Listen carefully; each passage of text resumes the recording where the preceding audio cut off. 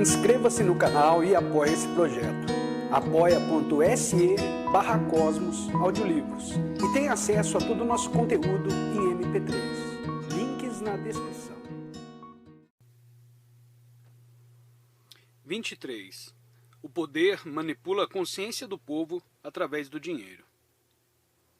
O dinheiro foi instituído pelos poderosos como a maneira mais fácil de controlar as riquezas da humanidade, quer sejam materiais ou não. O capital, entretanto, é muito importante e em si bom e necessário, mas a maneira como vem sendo usado é fonte de sofrimento e exploração. A tal ponto chegou essa manipulação que para o indivíduo ter contato com a realidade, ele precisa de dinheiro, ou seja, para se locomover, para comer, para se vestir, para morar, para ler, estudar, para viajar, conhecer outros povos, para ouvir música, enfim, para tudo o dinheiro se faz necessário. O grau de consciência do indivíduo depende do grau de contato que ele tem com a realidade. Portanto, na nossa sociedade, pouco dinheiro significa pouco contato com a realidade, pouca consciência e muita alienação. Não é um fato conhecido que o povo está dia a dia uma massa mais alienada? O problema reside no fato de que o capital, bem como todas as riquezas da humanidade, estão sob o controle de poucos do poder socioeconômico. Isso se dá tanto nos países capitalistas, onde alguns milionários têm todo o controle da economia, bem como no socialismo e no comunismo, onde o Estado é o único dono de todos os bens. O povo depende do governo ou de um grupo de capitalistas para ter contato com a realidade, como se eles fossem os donos da vida, os bens da humanidade, que são por direito de todos os seres humanos. Jamais deveriam estar nas mãos de tão poucos, principalmente se considerarmos que esses bens, sendo provenientes da natureza, foram doados gratuitamente pelo Criador para todos os humanos. 2.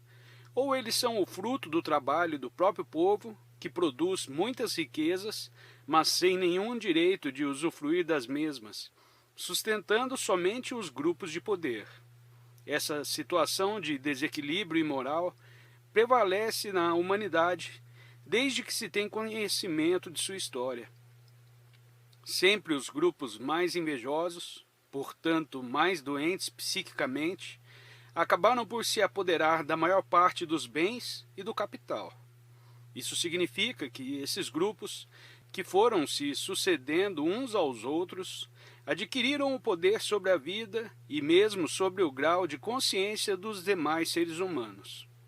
Como um indivíduo que nasce num ambiente pobre poderá ter as mesmas chances de se desenvolver que têm os nascidos em condições privilegiadas?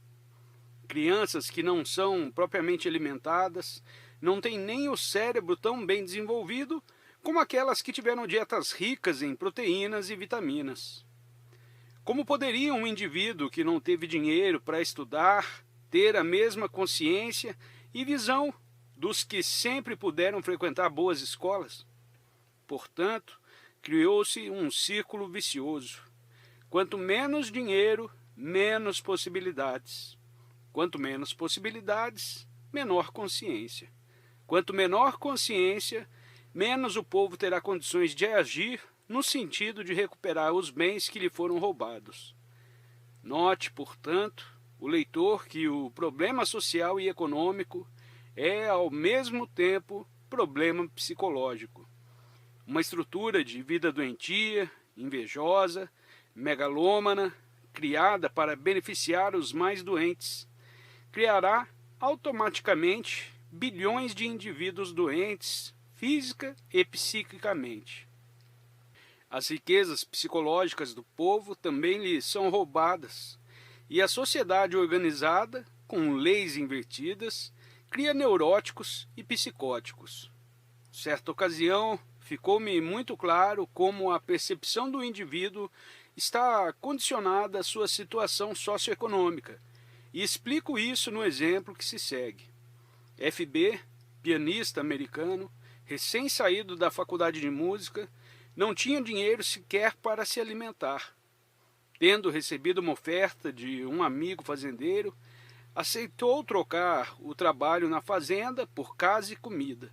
Lá, pelo menos, tinha o direito de praticar no piano da família algumas horas por dia.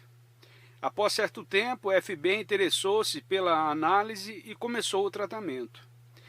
Tendo-se passado um ano aproximadamente, recebeu uma herança do pai, $40.000, em dinheiro e um carro em bom estado, o que lhe permitiu mudar-se para Nova York, viver numa residência trilógica, comprar um piano próprio e dar aulas para se sustentar. Fundou um clube de músicos e gradualmente tornou-se mais ativo e mais consciente, social e politicamente.